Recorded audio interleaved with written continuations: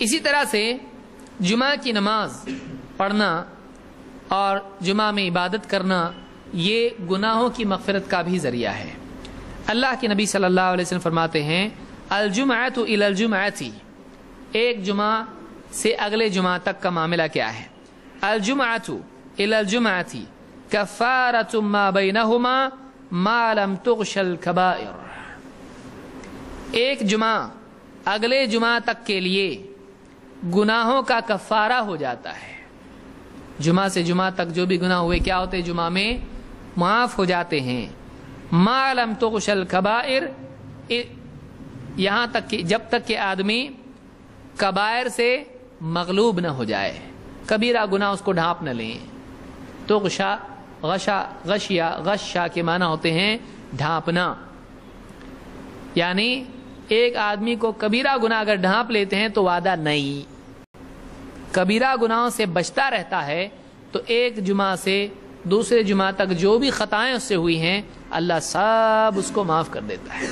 کبیرہ گناہ کہتے کس کو ہیں؟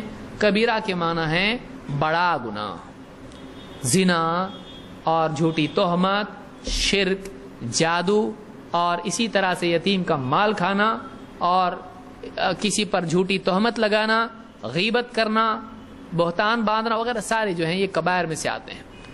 کبائر کی تعریف میں علماء نے بات کہی ہے کہ وہ گناہ، ابن عباس کا قول ہے، وہ گناہ جن پر جہنم کی وعید ہو وہ کبائر ہیں، وہ گناہ جن پر اللہ کی لعنت ہو وہ کبیرہ گناہ ہیں، وہ گناہ جن پر دنیا میں عذاب کا وعدہ ہو کبیرہ گناہ ہے۔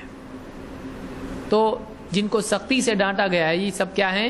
کبیرہ گناہ۔ ویسے ہر گناہ برا ہوتا ہے لیکن بڑا گناہ جو کبائر ہیں ان سے بچنا زیادہ ضروری ہے، اس لیے کہ ہلاک کرنے والے گناہ ہیں۔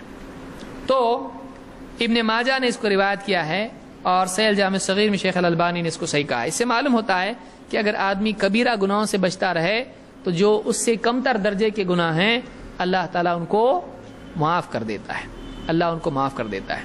تو جمعہ گناہوں کے کفارہ کا بھی ذریعہ ہے۔